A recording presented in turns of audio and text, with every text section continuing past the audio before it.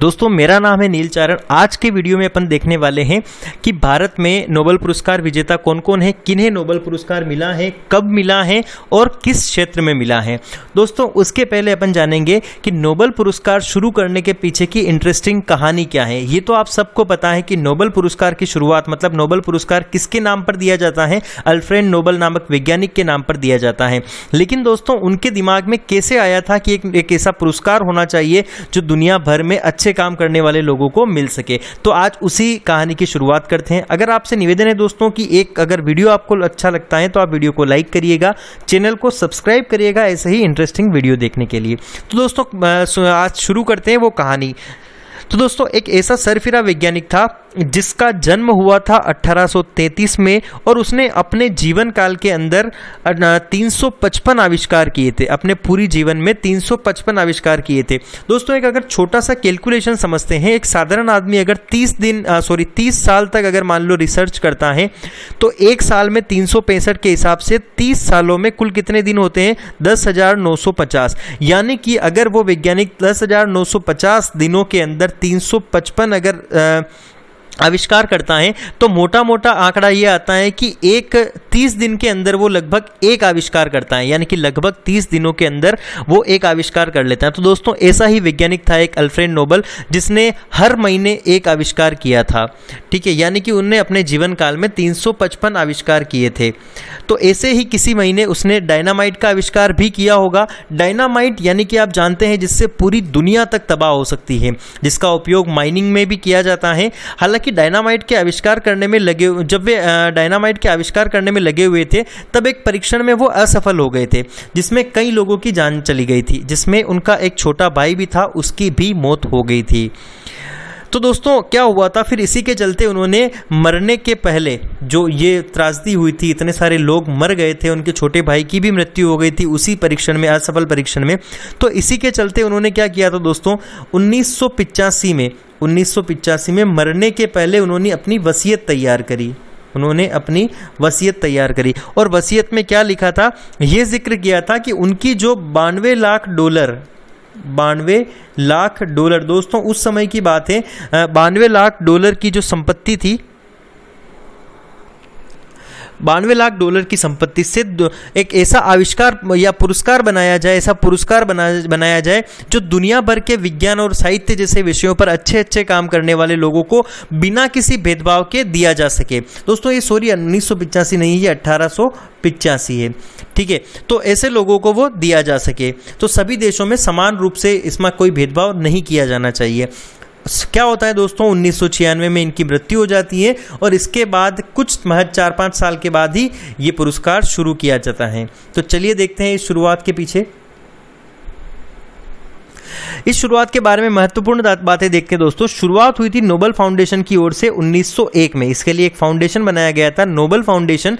इसकी शुरुआत हुई थी 1901 में, पहला पुरस्कार दिया गया था। 1996 में उनकी मृत्यु के बाद महज 5 साल के बाद इस पुरस्कार को शुरू कर दिया गया था। यह उन लोगों को सम्मानित किया जाता है जिन्होंने पिछले साल के दौरान मानव जाति को सबसे बड़ा फायदा पहुंचाया हो। पहले यह दवा, रसायन विज्ञान यानी कि मेडिकल, केमिस्ट्री, साहित्य, भौतिकी और शांति के क्षेत्रों में दिया जाता था। बाद में इसे अर्थशास्त्र को भी जोड़ दिया गया। शांति के क्षेत्र का पुरस्कार नॉर्वे की राजधानी ओस्लो में, दोस्तों ये क्वेश्चन पूछा जाता है कि शांति का पुरस्कार कहाँ मिलता है, राजधानी जो नॉर्वे की राजधानी ओस्लो है वहाँ दिया जाता है। जबकि शेष 5 पुरस्कार स्वीडन की राजधानी स्टॉकहोम में दिए जाते हैं। तो दोस्तों अब देखते हैं उन 10 वैज्ञानिकों को भारतीय 10 वैज्ञानिकों को जिन्हें नोबेल पुरस्कार मिला है। वैज्ञानिकों के अलावा उसमें अर्थशास्त्री भी हैं, साथ ही उसमें समाज सेवक भी हैं। तो सबसे पहले पुरस्कार की बात करते हैं तो सबसे पहला पुरस्कार मिला था डॉक्टर रविंद्रनाथ ठाकुर को।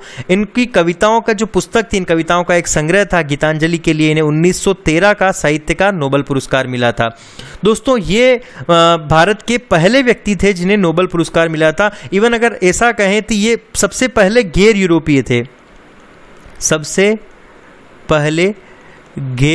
थे। इसके पहले दोस्तों जितने भी नोबेल प्राइज मिले थे वो सारे यूरोपियन लोगों को मिले थे, लेकिन ये सबसे पहले गैर यूरोपीय व्यक्ति थे जिन्हें ये नोबेल पुरस्कार मिला था।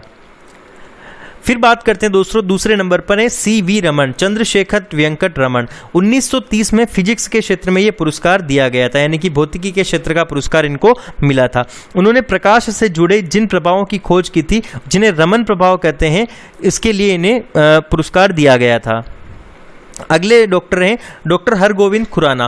भारतीय मूल के वैज्ञानिक हरगोविंद खुराना को 1968 में मेडिकल के क्षेत्र में, मेडिसिन के क्षेत्र में नोबेल पुरस्कार मिला था। दोस्तों इन्होंने जेनेटिक कोड और उसके प्रोटीन सिंथेसिस में भूमिका के लिए इन्हें नोबेल पुरस्कार दिया गया था।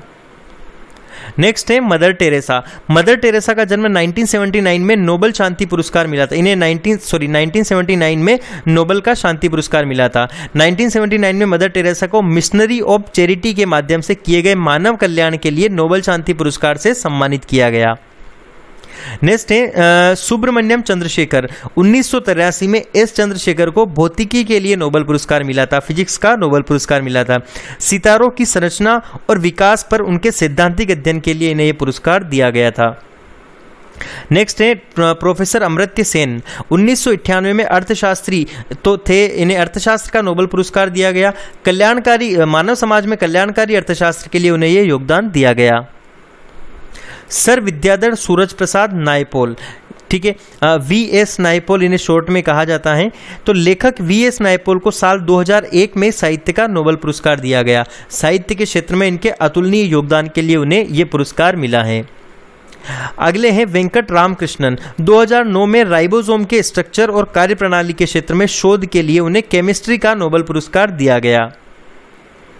उसके बाद है कैलाश सत्यार्थी। वर्ष 2014 का शांति का नोबेल पुरस्कार कैलाश सत्यार्थी को दिया गया। कैलाश सत्यार्थी मुख्य रूप से विदिशा मध्य प्रदेश के हैं। बच्चों और युवाओं के दमन के खिलाफ और सभी बच्चों के शिक्षा के अधिकार हेतु उनके संघर्ष के लिए उन्हें यह पुरस्कार दिया गया। दोस्तों आपको बता दें कि 2014 का नोबेल पुरस्कार संयुक्त रूप से पाकिस्तान के मलाला यूसुफजई के साथ इन्हें दिया गया था। नेक्स्ट है हाल ही में अभिजीत बनर्जी को 2019 में अर्थशास्त्र का नोबेल पुरस्कार दिया गया। वैश्विक गरीबी को कम करने के लिए उनके प्रयोगात्मक योगदान के लिए उन्हें यह पुरस्कार दिया गया। दोस्तों आई होप कि आपको ये वीडियो अच्छा लगा होगा। अगर आपको ये वीडियो अच्छा लगा हो तो वीडियो को लाइक करिए, अपने दोस्तों के साथ शेयर करिए और ऐसे ही इंटरेस्टिंग वीडियो देखने के लिए चैनल को सब्सक्राइब करिए।